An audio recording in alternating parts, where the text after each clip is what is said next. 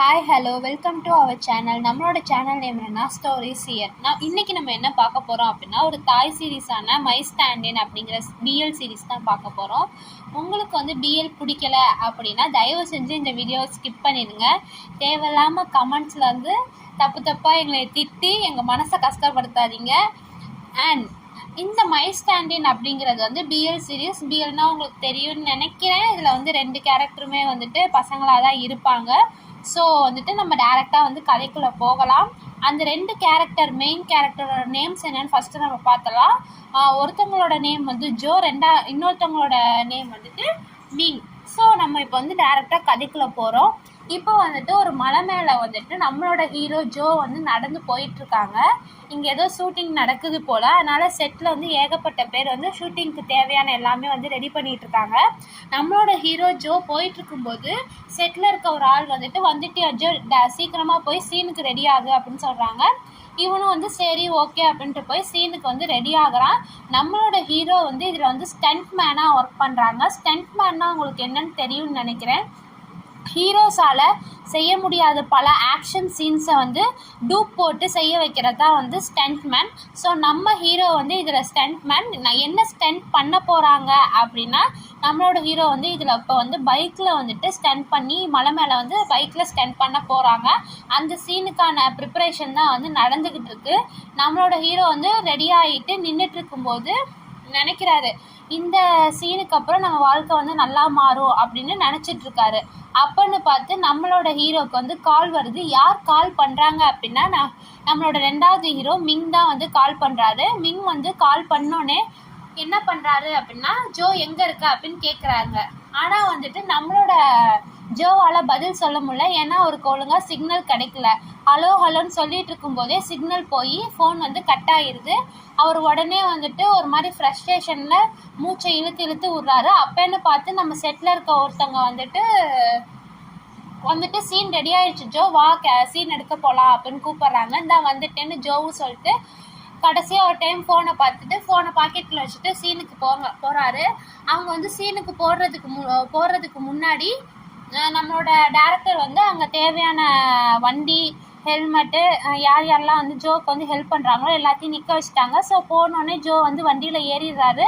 ஏறினதுக்கப்புறம் வந்து செட்டில் இருக்கவங்களாம் அவனுக்கு வந்து ஹெல்மெட் போட்டு பின்னாடி வந்து ஒரு கொக்கி மாட்டி அதில் வந்து ஒயர் மாட்டி விடுறாங்க சேஃப்டி ப்ரிப்பரேஷனுக்காக. ஒருவேளை வந்துட்டு அவங்க வந்து வண்டியில் வந்து போகும்போது வண்டி வந்து தடுக்குச்சுன்னா அவங்க டக்குன்னு வந்து நம்மளோட ஹீரோவை இழுக்கிறதுக்கோசரம் வந்து சேஃப்டி ப்ரிப்ரேஷனுக்கு எல்லாமே பண்ணிடுறாங்க. எல்லாமே பண்ணி முடித்தோடனே நம்ம ஹீரோ வந்துட்டு ரெடியாக வந்து நிற்கிறாரு. நம்ம வண்டியோட கியரை வந்து நல்லா முறுக்கிட்டு நிற்கிறாரு. நம்மளோட டேரக்டரும் வந்து சீனை வந்து அங்கே இருக்க வந்து குட்டி கேமரா டெலிவிஷனில் பார்த்துட்டு ஓகே அப்படின்னு சொல்லிட்டு ஆக்ஷன் அப்படின்னு சொல்கிறாங்க. நம்ம ஹீரோ நல்லா வண்டியை முறுக்கிட்டு கிளம்புறாரு. நல்லா போயிட்டு மலையோட உச்சியில் ஓரத்தில் வந்து திரும்புகிறாரு. ரொட்டேட் பண்ணும்போது அவருக்கு பின்னாடி இருக்க கொக்கியில் இருந்த ஒயர் வந்து கட் ஆகி அவரு வந்துட்டு மலை மேலேருந்து கீழே விழுந்துடுறாரு. அவர் உழுவும் போதே நினச்சிட்டு இருக்காரு, இப்படி தான் வாழ்க்கை, என் வாழ்க்கை எப்பயுமே வந்து இருட்டிலேருந்து நான் வெளிச்சத்துக்கு வந்துட்டேன்னு நினைக்கும் போது இது மாதிரி ஏதாவது ஒரு விஷயம் நடந்து என் வாழ்க்கையே மறுபடியும் அகல பாதாளத்தில் வந்து தள்ளி விட்டுருது அப்படின்னு அவர் நினச்சிக்கிட்டே கீழே விழுவுறாரு.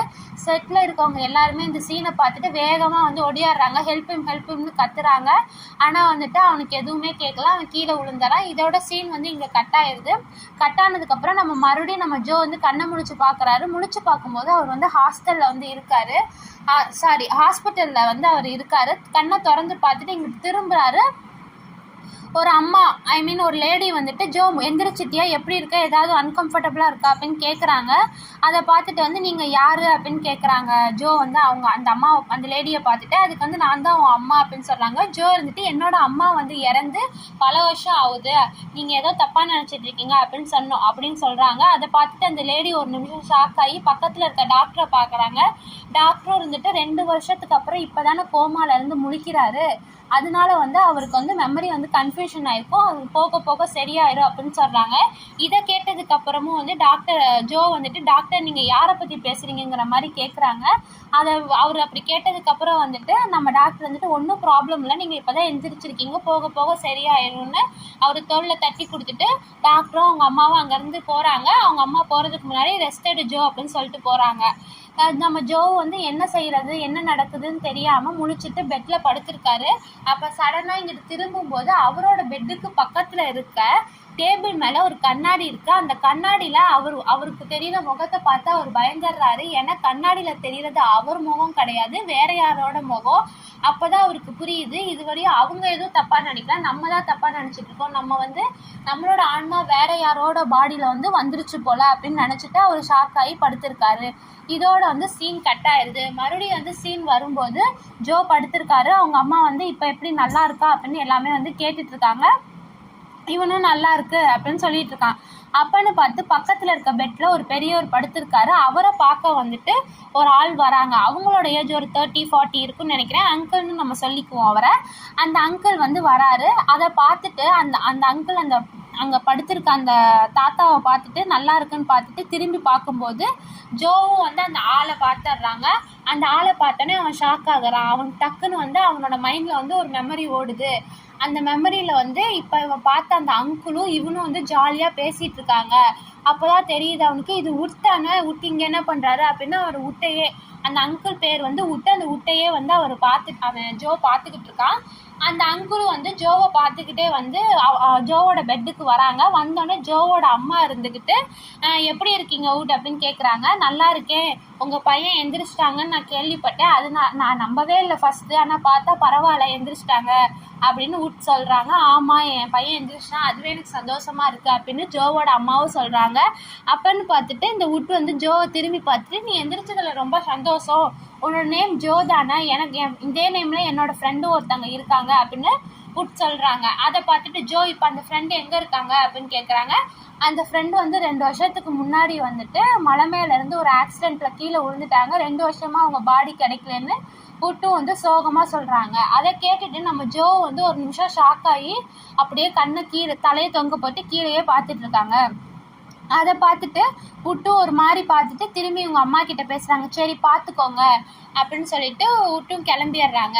அதுக்கப்புறம் வந்து இதோட இந்த சீன் கட் ஆகுது. 1 month லேட்டர் ஆகுது. 1 மாதத்துக்கு அப்புறம் வந்து ஜோவும் ஜோவோட அம்மாவும் வந்து ஹாஸ்பிட்டல்லேருந்து வெளியே வராங்க. அப்போ வந்து உட் வந்து ஹாஸ்பிட்டலுக்குள்ளே போகிறாங்க. போகும்போது இவங்க வெளியே வரதை பார்த்துட்டு ஜோவோட அம்மாவை பார்த்துட்டு, வாங்க நான் அவங்கள ட்ராப் பண்ணுறேன் அப்படின்னு சொல்கிறாங்க. அதுக்கு ஜோ அம்மா வந்துட்டு, வேணா உங்களுக்கு எதுக்கு சிரமம் அப்படின்னு சொல்கிறாங்க. இல்லை, நீங்கள் நான் இல்லாதப்ப எங்கள் அப்பாவுக்கு எவ்வளோ வந்து ஹெல்ப் பண்ணியிருக்கீங்க, இதெல்லாம் எனக்கு ஒரு சிரமமே இல்லை, வாங்க அப்படிங்கிறாங்க. இல்லை அப்படின்னு அவங்க அம்மா மறுபடியும் வேணான்னு சொல்கிறாங்க. கொடுங்க அப்படின்ட்டு ஜோவோட அம்மா கையில் இருந்த லக்கேஜ் எல்லாம் வாங்கிக்கிறாங்க. வாங்கிட்டு திரும்பும்போது ஜோ வந்து அந்த பக்கத்தில் இருக்க செவுத்து மேலே இருக்க போஸ்டரை பார்த்து ஸ்டன் ஆகி நிற்கிறான். ஏன் அப்படின்னா அந்த செவுத்து மேலே இருக்க போஸ்டரில் இருக்கிறது யார் அப்படின்னா நம்மளோட 2வது ஹீரோ மிங். அவன் வந்து அங்கே மாடலாக வந்து அந்த போஸ்டரில் வந்து நிற்கிறான். அதை பார்த்துட்டு ஜோ நிற்கிறத பார்த்துட்டு அவங்க அம்மா இருந்துட்டு, இதை பார்த்து உனக்கு எதாவது ஞாபகம் வருதான்னு கேட்குறாங்க. ஏன்னா ஜோ வந்து அங்கே ஸ்டன் ஆகி நிற்கிறான். அதை பார்த்துட்டு உட்டும் பக்கத்தில் இருந்துட்டு, இல்லை அதுக்கு சான்ஸே இல்லை, நம்ம ஜோ வந்து மாடலாக வந்து 2 வருஷமாக பல வருஷங்களாக இருக்காங்க. ஆனால் வந்து இந்த மிங் வந்து இப்போ 6 மாதம் கிட்ட தான் வந்து மாடலாக இருக்காங்க. அதனால் இவங்க 2 பேரும் மீட் பண்ணியிருக்க வாய்ப்பே இல்லை அப்படின்னு சொல்கிறாங்க. ஓ அப்படியான்னு ஜோவோட அம்மாவும் சொல்கிறாங்க. ஆனால் வந்துட்டு ஜோ வந்துட்டு அந்த போஸ்டரையே பார்த்துட்டு இருக்கா.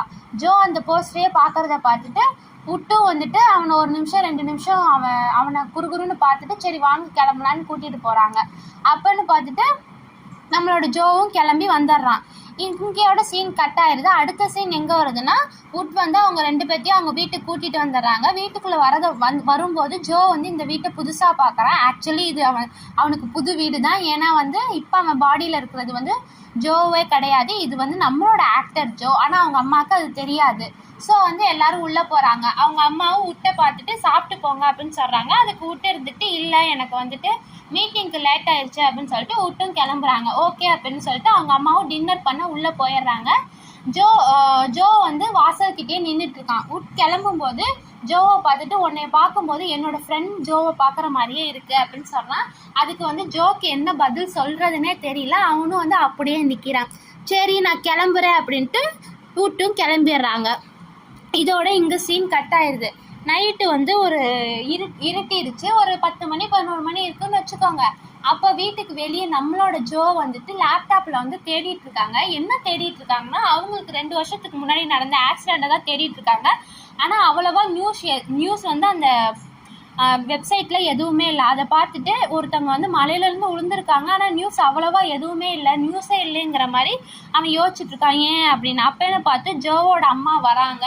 கையில் வந்து கஞ்சி கொண்டு வராங்க. ஜோட்ட கொடுத்துட்டு உனக்கு உடம்பு முடியல, இந்த கஞ்சி சாப்பிடுன்னு சொல்கிறாங்க. நான் ஊட்டி விட்றேன், வாயை தர அப்படின்னு சொல்லிட்டு அவங்களுக்கு ஸ்பூனில் எடுத்து ஊட்டி விட்றாங்க. ஃபஸ்ட்டு வாய் வாங்கிக்கிறான், இருந்தாலும் ஜோக்கு ஒரு மாதிரி ஆக்வர்டாக இருக்குது, அதனால் கொடுங்க நானே சாப்பிட்றேன்னு கஞ்சியை அவங்க அம்மா கையிலேருந்து வாங்கிடுறான். அவங்க அம்மாவும் சரின்னு கொடுத்துட்றாங்க. ஜோ வந்து கஞ்சியை வந்து வாங்கிட்டு 2 ஸ்பூன் அதுலேருந்து எடுத்து வச்சு சாப்பிட்றான். அதுக்கு மேலே அவனுக்கு சாப்பிட முடியலன்னு பக்கத்தில் வச்சாங்க. வச்சுட்டு அவங்க அம்மாவை பார்த்து திரும்பி உட்காரான்.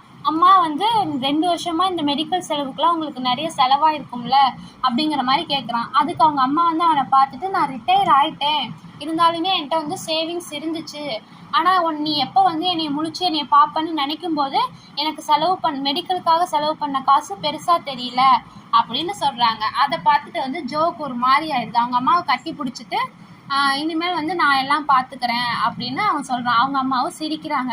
நீ உனக்கு உடம்பு முடியாதனால நீ இப்போதைக்கு வந்து வேலைக்கு எதுவும் போக வேணாம், நான் விரும்புகிறேன் அப்படிங்கிற மாதிரி அவங்க அம்மா சொல்கிறாங்க.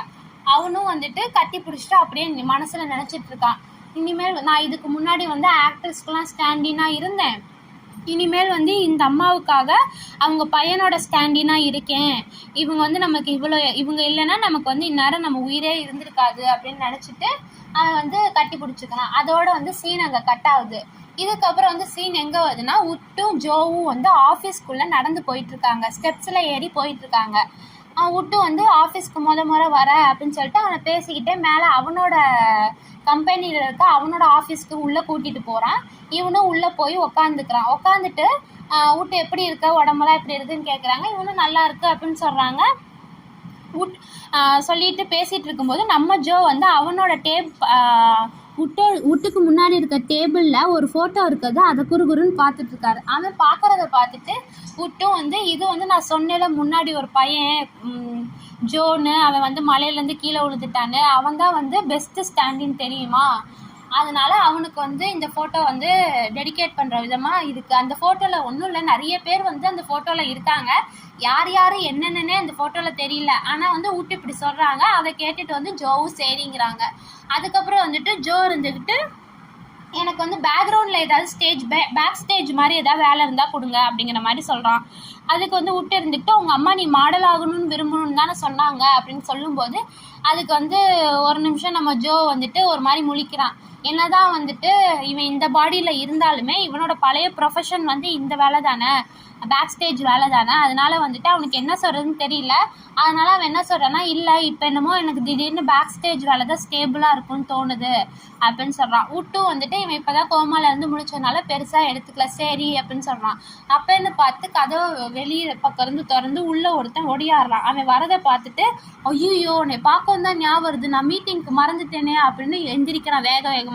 எந்திரிச்சிட்டே வந்துட்டு உள்ளே வந்த பையன்கிட்ட சொல்கிறான், இது வந்து ஜோ, இவனை வந்து பேக் ஸ்டேஜ் ரிலேட்டடான வேலை பார்க்குற ஜோஜோ கிட்ட வந்து கூட்டிகிட்டு போய் காமி, எனக்கு மீட்டிங்க்கு லேட் ஆயிடுச்சுன்னு சொல்லிட்டு அவன் வெளியே போயிடறான். அந்த பையனும் வந்து ஜோவை கூட்டிகிட்டு அந்த ஜோஜோ கிட்ட வந்து கூட்டிகிட்டு போகிறான். ஜோஜோ வந்து வரதை பார்த்துட்டு இந்த ஜோ வந்துட்டு நம்ம வீட்டு வந்து புதுசாக வந்து ரெக்ரூட் பண்ணியிருக்காங்க, உங்கள்கிட்ட வந்து காமிக்க சொன்னாங்கன்னு அந்த புது பையனும் சொல்கிறான். அதுக்கு ஜோஜோவும் வந்துட்டு ஆமாம் வந்து கைக்கு வந்து ஆள் குறையுது, உனக்கு வந்து வேலை தெரியுமா பேக் ஸ்டேஜ் வேலை அப்படின்னு கேட்குறான்.